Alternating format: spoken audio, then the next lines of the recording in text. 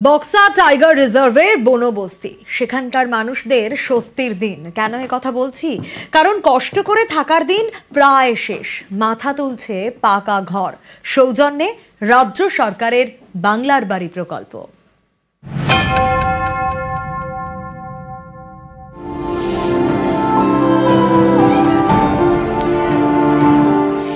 বনবস্তিতে তৈরি হচ্ছে পাকা বাড়ি রাজ্য সরকারের টাকায় বাংলার বাড়ি প্রকল্পে। আলিপুরদুয়ারের কালচিনি, এখানেই জয়ন্তী। বক্সা টাইগার রিজার্ভের কোর এরিয়ায় বনবস্তি। এখানকার বাসিন্দারা কেউ দিনমজুরির কাজ করেন, কেউ আবার জঙ্গল পাহারা দেন। গরিব পরিবার, ভাঙাচোরা বাড়িতেই দিন কাটে। শীতে কষ্ট, বর্ষায় দুর্ভোগ। সেই দুর্ভোগের দিন প্রায় শেষ। বাংলার বাড়ি প্রকল্পে তৈরি হচ্ছে 68টি পাকা বাড়ি। প্রথম কিস্তির টাকায় অর্ধেক বাড়ি হয়ে গিয়েছে, এখন দ্বিতীয় কিস্তির টাকা ঢোকার অপেক্ষা।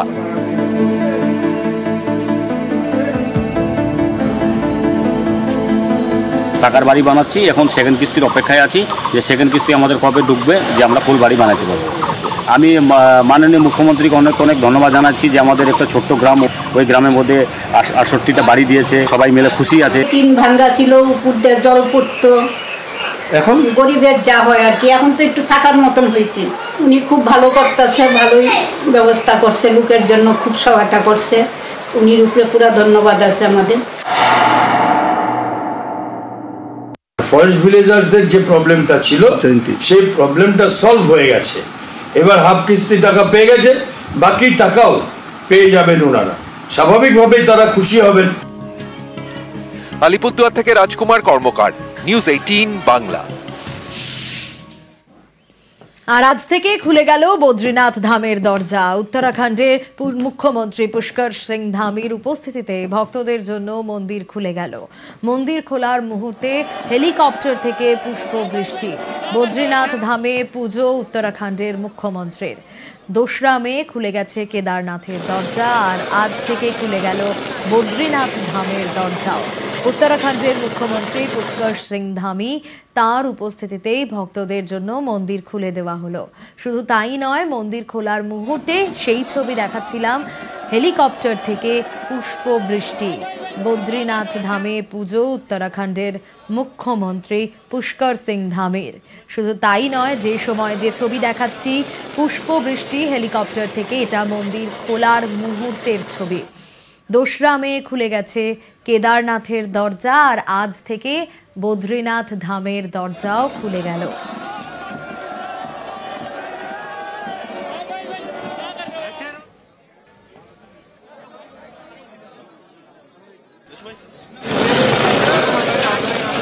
শহর কলকাতায় প্রমোটারের দাদাগিরি, 2 কিশোরকে মারধরের অভিযোগ, আর গ্রেপ্তার করা হয়েছে প্রমোটারকে।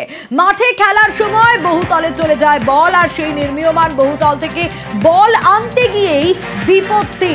বেধড়ক মার খেতে হয় 2 কিশোরকে। বাঁশ দিয়ে 2 কিশোরকে বেধড়ক মারের অভিযোগ। রিজেন্ট পার্কের পূর্ব পুটিয়ারির ঘটনা। পরিবারের অভিযোগে গ্রেপ্তার করা হয়েছে প্রমোটারকে, কিন্তু আগেও এই প্রমোটার প্রাণতোষ সাহা, তার বিরুদ্ধে দুর্ব্যবহারের অভিযোগ রয়েছে।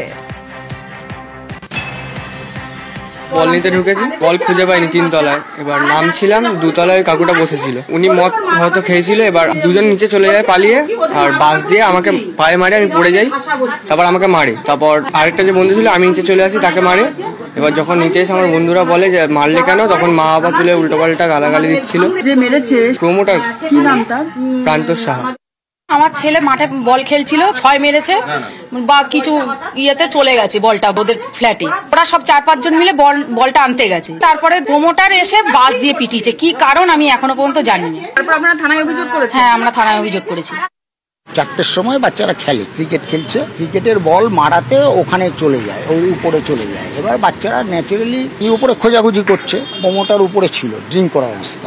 এইবার সে ওই বাচ্চারা কেন উপরে গেছে এই নিয়ে সে একটা বাঁশ তুলে প্রথমে একটা বাচ্চাকে মারে, তারপরে আরেকটা বাচ্চাকে হাতে মারে।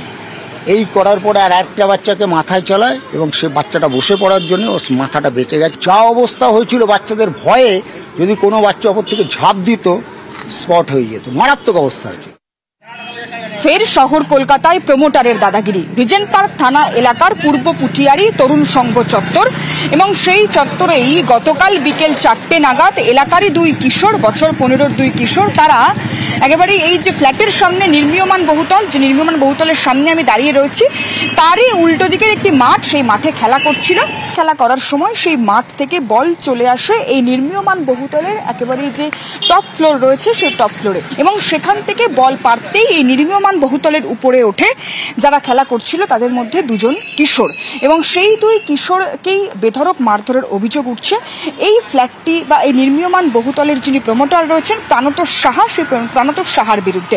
এবং অভিযোগ ওই 2 কিশোর যখন এই ফ্ল্যাটের উপর বল তুলতে আসে বা বল কুড়োতে আসে তখন সেই প্রমোটার এই ফ্ল্যাটের উপরেই উপস্থিত ছিলেন, এবং তখনই বাঁশ নিয়ে হঠাৎই চড়াও হয় ওই প্রমোটার ওই 2 কিশোরের উপর। কিশোর 2 বারবার জিজ্ঞাসা করার কারণ বা জিজ্ঞাসা করার সত্ত্বেও কোনো কারণ উল্লেখ করেননি মারার ওই প্রমোটার, এমনটাই অভিযোগ উঠছে প্রমোটারের বিরুদ্ধে। এবং গতকাল রাতেই রিজেন্ট পার্ক থানায় অভিযোগ দায়ের করে কিশোরের পরিবার। থানার তরফ থেকে ইতিমধ্যে প্রাণতোষ সাহা প্রমোটারকে গ্রেফতার করা হয়েছে, এবং শুধু তাই নয়, রিজেন্ট পার্ক থানার তরফ থেকে ইতিমধ্যেই তদন্ত করে দেখা হচ্ছে গোটা বিষয়টিকে, কেন 2 কিশোরের উপর অতর্কিতে আক্রমণ চালালো, বাঁশ পেটার অভিযোগ কেন উঠছে এই প্রমোটারের বিরুদ্ধে। যদিও ওই প্রমোটার অত্যন্ত ক্ষমতাশালী বলে ওই পরিবারের লোকজন বলছেন। সুতরাং গোটা বিষয়টিকে কেন্দ্র করে আবারও একবার সামনে আসছে শহর কলকাতায় প্রমোটারের দাদাগিরির মতো ঘটনা। ক্যামেরায় দীপঙ্করের সঙ্গে সুস্মিতা, নিউজ 18 বাংলা, কলকাতা। মুখ্যমন্ত্রীর নির্দেশ আর তারপরেই অ্যাকশনে কলকাতা পুরসভা। রুফটপ রেস্তোরাঁর বেআইনি অংশ খুলে দিলেন পুরকর্মীরা। ম্যাগমা হাউসে মজুদ সবকটি গ্যাস সিলিন্ডার সরায় পুলিশ।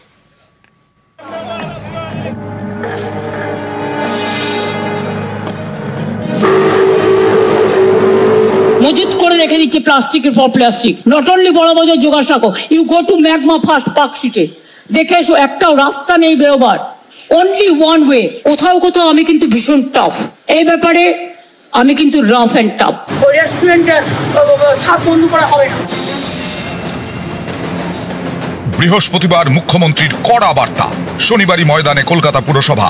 ম্যাগমা হাউসের রুফটপ রেস্তোরাঁর বেআইনি অংশ খুলে দিলেন পুরকর্মীরা। গত মঙ্গলবার বড়বাজারের মেছুয়াপট্টির হোটেলে আগুন, 15 জনের মৃত্যু। বৃহস্পতিবার ঘটনাস্থলে পরিদর্শন করে পার্ক স্ট্রিটের ম্যাগমা হাউস সারপ্রাইজ ভিজিটে যান মুখ্যমন্ত্রী। সেখান থেকে ছাদ বন্ধ করা যাবে না বলে কড়া নির্দেশ দেন তিনি। এরপরে অ্যাকশনে পুরসভা। ছাদে কেউ বিক্রিও করতে পারবে না, ছাদ কমন এরিয়া হিসেবেই গণ্য হবে। রুফটপ গুলো খোলা থাকবে, সেগুলো খুলে ফেলতে হবে। এখন সব বন্ধ হয়ে যাবে, রুফটপ আর কোনো রেস্টুরেন্ট থাকবে না। মুখ্যমন্ত্রীর নির্দেশের পরে বৃহস্পতিবার ম্যাগমা হাউসে নোটিশ টাঙায় পুরসভা। সেখানে বলা হয়, অনুমোদন ছাড়া তৈরি করা সমস্ত নির্মাণ ভাঙতে হবে। এরপর শনিবার অ্যাকশনে কলকাতা পুরসভা। ম্যাগমা হাউসের রুফটপ রেস্তোরাঁয় যান পুরসভার বিল্ডিং ডিপার্টমেন্টের আধিকারিক ও কর্মীরা।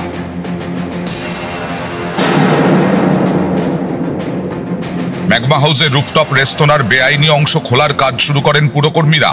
ম্যাগমা হাউসের রুফটপ রেস্তোরাঁ বন্ধ করে দেওয়া হয়। ম্যাগমা হাউস পার্ক স্ট্রিটের বহুতল, এখানে একাধিক তলে একাধিক রেস্তোরাঁ, রুফটপেও একটি রেস্তোরাঁ। এই রেস্তোরাঁগুলির জন্য বহুতলের নিচে মজুত করা ছিল থরে থরে রান্নার গ্যাস সিলিন্ডার। এই সিলিন্ডারগুলো দেখেই বৃহস্পতিবার ক্ষুব্ধ হন মুখ্যমন্ত্রী। এরপরে সিলিন্ডারগুলো সরিয়ে নেয় লালবাজার। অ্যাকশনে পুরসভা। আমরা রেড পিটিশন ফাইল করে দিয়েছি আর আমরা ওইটাকে মানডে মুভ করছি। Law will take its own course. ওটা নিয়ে কিচ্ছু বলতে পারবো না, যা বলবো আমরা কোর্টের সামনে বলবো, কোর্টের সামনে গিয়ে বিচার চাই। কলকাতায় কতগুলি রুফটপ রেস্তোরাঁ রয়েছে, কলকাতা পুলিশকে তালিকা তৈরির নির্দেশ দেয় পুরসভা। শনিবার লালবাজার সেই তালিকা দেয় কলকাতা পুরসভাকে। পুলিশের তালিকায় কলকাতা 83টি রুফটপ রেস্তোরাঁ। নিউজ 18 বাংলা।